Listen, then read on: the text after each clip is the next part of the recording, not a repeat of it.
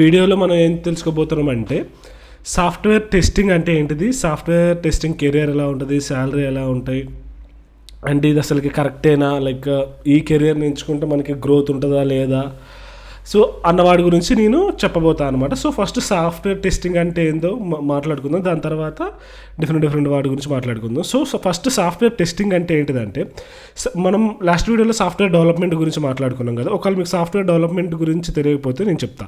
Software development ఏంటంటే ఏదైనా ఒక అప్లికేషన్, లైక్ ఏదైనా మొబైల్ అప్లికేషన్ కానీ, వెబ్ కానీ, డిఫరెంట్ ఏదైనా ఒక సాఫ్ట్వేర్ని డెవలప్ చేస్తున్నప్పుడు, ఇక్కడ సాఫ్ట్వేర్ అంటే ఇప్పుడు సపోజ్ మొబైల్ అప్లికేషన్లో పేటీఎం యాప్ తీసుకోండి, వాట్సాప్ తీసుకోండి, అది కూడా ఒక సాఫ్ట్వేరే అనమాట. సో అలాంటి డెవలప్ చేసేదానికి కొందరు డెవలపర్స్ ఉంటారు. ఆ ప్రాసెస్ని సాఫ్ట్వేర్ డెవలప్మెంట్ అంటాం కదా.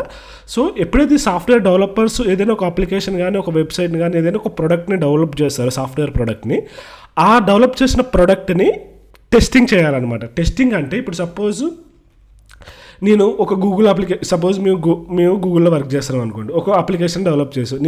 నేను ఏదైనా ఒకటి క్లిక్ చేస్తే, ఇప్పుడు సపోజ్ నేను గూగుల్లోకి వెళ్ళి లెమన్ నియర్ మీ అని కొట్టా అనుకోండి, లెమన్ ట్రీ ఇండియా అని.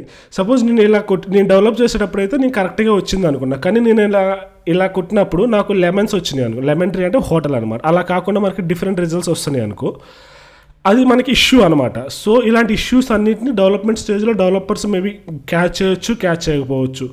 ఇలాంటి వాటన్నిటిని ఏంటంటే సాఫ్ట్వేర్ టెస్టర్స్ ఉంటారు కదా, టెస్ట్ చేస్తారు. సపోజ్ నేను ఫేస్బుక్ ఓపెన్ చేశాను, ఫేస్బుక్ స్క్రీన్ ఎలా ఉంది, కానీ నాకు క్లయింట్ ఇచ్చిన డిజైన్ మాత్రం వేరే లెక్క ఉంది. అది డెవలపర్స్ డెవలప్ చేసిన కరెక్ట్గా అనుకుంటారు, కానీ అక్కడ ఒక ఇష్యూ ఉందన్నమాట. సో ఇలా ఈ ఇష్యూస్ అన్నింటిని ఫైండ్ అవుట్ చేసేది ఎవరంటే టెస్టర్స్ అనమాట. ఎప్పుడైతే ఒక డెవలప్మెంట్ అవుతుందో అది అమ్మటనే టెస్టర్స్ కాడికి వెళ్తుంది. వాళ్ళు ఏం చేస్తారంటే డిఫరెంట్ వాళ్ళకి మెథడాలజీస్ ఫంక్షన్ ఉంటాయి అనమాట. వాటన్నిటిని యూజ్ చేసి ఆ ప్రోడక్ట్ని టెస్ట్ చేస్తారు. టెస్ట్ చేసి ఓకే ఇది లైవ్లోకి వెళ్ళాలి, లైక్ ప్రొడక్షన్కి కానీ యూజర్స్కి కానీ వెళ్ళడానికి ఓకేనా కాదా అని వీళ్ళు డిసైడ్ చేస్తారనమాట. ఇలా చేసేదాన్ని సాఫ్ట్వేర్ టెస్టింగ్ అంటారు.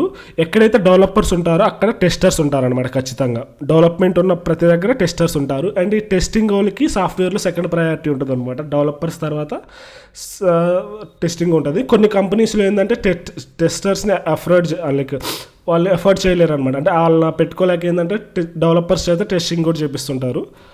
కానీ మోస్ట్లీ అన్ని కంపెనీస్లో టెస్టింగ్ టీమ్ ఉంటుంది అనమాట. ఈ టెస్టింగ్ టీమ్ని మనం క్యూఏ టీమ్ కూడా అంటాం, క్వాలిటీ అనాలిసిస్ టీమ్ అని. అండ్ వీళ్ళు ఏంటంటే ఇక్కడ ఈ టెస్టింగ్లో కూడా 2 ways ఉంటాయి అనమాట. ఒకటేమో మాన్యువల్ టెస్టింగ్, ఇంకోటేమో ఆటోమేషన్ టెస్టింగ్.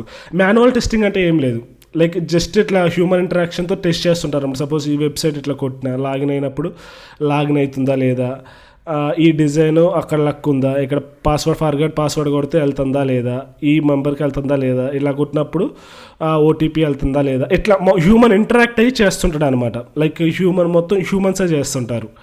దీన్ని మాన్యువల్ టెస్టింగ్ అంటారు.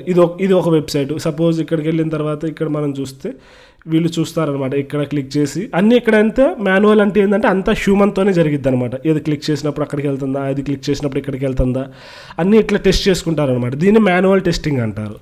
ఇంకొకటి ఆటోమేషన్ టెస్టింగ్ అనమాట. సో ఆటోమేషన్ టెస్టింగ్ అంటే ఏంటిదంటే ఇక్కడ హ్యూమన్స్ ఇన్వాల్వ్మెంట్ ఉంటుంది అనమాట. లైక్ ఇట్లా మనం హ్యూమన్స్ ఇంటరాక్ట్ అయ్యి చేసేది ఏముండదు.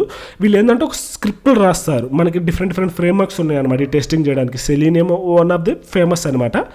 ఇట్లా మనకి ఏంటంటే వీళ్ళు కొన్ని కోడ్ రాస్తారనమాట. ఈ కోడ్ రాసి దీన్ని ఎగ్జిక్యూట్ చేసినప్పుడు వీళ్ళు రిజల్ట్స్ గెట్ చేసుకుంటారు, ఏదో ట్రూ ఆర్ ఫాల్స్, వర్క్ అవుతుందా లేదా అన్నట్టు.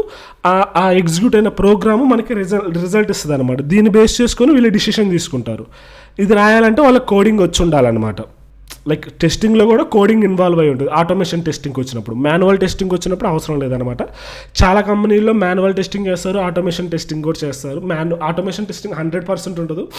లైక్ అన్నిటిని టెస్ట్ చేయలేరు ఆటోమేషన్తో. చాలా వాటికి మాన్యువల్ చేస్తారు, చాలా వాటికి ఆటోమేషన్ కూడా చేస్తారనమాట. ఎందుకంటే ఆటోమేషన్ టెస్టింగ్ అంటే ఏంటంటే ఇప్పుడు సపోజ్ ఏదైనా కొత్త ఫీచర్ యాడ్ చేసినప్పుడు వీళ్ళు ఏంటంటే ముందే టెస్ట్ కేసులన్నీ ప్రిపేర్ చేసుకుంటారనమాట. ప్రిపేర్ చేసుకొని మాన్యువల్గా చెక్ చేసుకుంటారు. మళ్ళీ తర్వాత నెక్స్ట్ ఫ్యూచర్కి వెళ్ళినప్పుడు వీళ్ళు ఎంటైర్ అప్లికేషన్ని టెస్ట్ చేయడానికి మళ్ళీ వెళ్ళకుండా ఈ టెస్ట్ కేసుల్ని ఆటోమేషన్ రాసిన స్క్రిప్ట్స్ ఉంటాయి కదా, వీటిని ఎగ్జిక్యూట్ చేస్తారు. వీటిని ఎగ్జిక్యూట్ చేయడం వల్ల ఏంటంటే మనకి తెలుస్తుంది ఆ రిజల్ట్స్ వచ్చింది కరెక్టా కాదా అని. దాన్ని బేస్ చేసుకొని వీళ్ళు బగ్స్ రైజ్ చేయడం అలాంటివన్నీ చేస్తూ ఉంటారనమాట. ఇదనమాట. మాన్యువల్ టెస్టింగ్, ఆటోమేషన్ టెస్టింగ్ అయితే మళ్ళీ కోడింగ్ రావాలి. మాన్యువల్ టెస్టింగ్ అయితే అంత అవసరం లేదు. కానీ చాలామంది ఏంటంటే లైక్ ఈ డెవలప్మెంట్కి భయపడి లైక్ నాట్ భయపడి కాదు, కొందరు లెర్నింగ్ క్యాపబిలిటీ తక్కువ ఉంటుంది కదా వాళ్ళు, అండ్ నాన్ బ్యాక్గ్రౌండ్ నుంచి వచ్చిన వాళ్ళందరూ కోడింగ్ కొత్తగా ఉంటుంది, కొంచెం కష్టంగా అనిపించుకునే వాళ్ళందరూ ఏంటంటే టెస్టింగ్ సైడ్ వెళ్తారనమాట. టెస్టింగ్ సైడ్ కూడా బాగానే ఉంటుంది.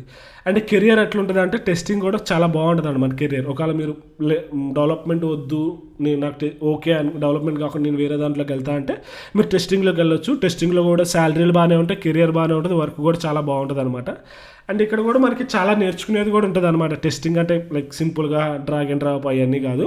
దీంట్లో కూడా వీళ్ళకి డిఫరెంట్ అప్రోచెస్ ఉంటాయి. Performance testing, compatibility, integration testing, stress testing, smoke testing, ఇట్లా రిగ్రెషన్ టెస్టింగ్, చాలా అప్రోచెస్ ఉంటాయి అనమాట. ఈ చాలా అప్రోచెస్ని ఫాలో అవుతారు టెస్టింగ్ చేసేటప్పుడు.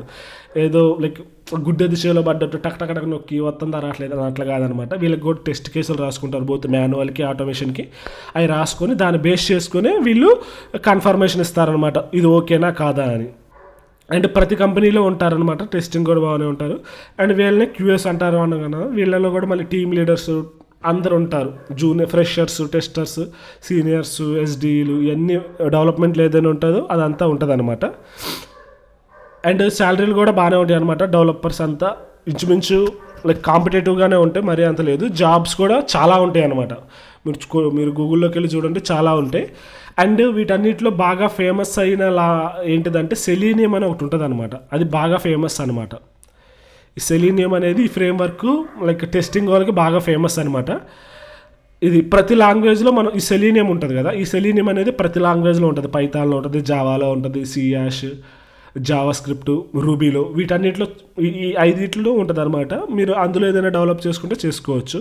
మొబైల్ యాప్స్కి కూడా మనకి సెలీనియం కొన్నిటికి ఉంది, లేకపోతే యాపినియం, సో చాలా ఫ్రేమ్వర్క్స్ ఉన్నాయి అనమాట. ఇక్కడ కూడా మనం నేర్చుకునేది కూడా చాలా ఉంటుంది. మరి అనుకున్నంత ఈజీ అయితే కాదు, ఇక్కడ కూడా నేర్చుకోవడానికి అవన్నీ ఉంటాయి అన్నమాట.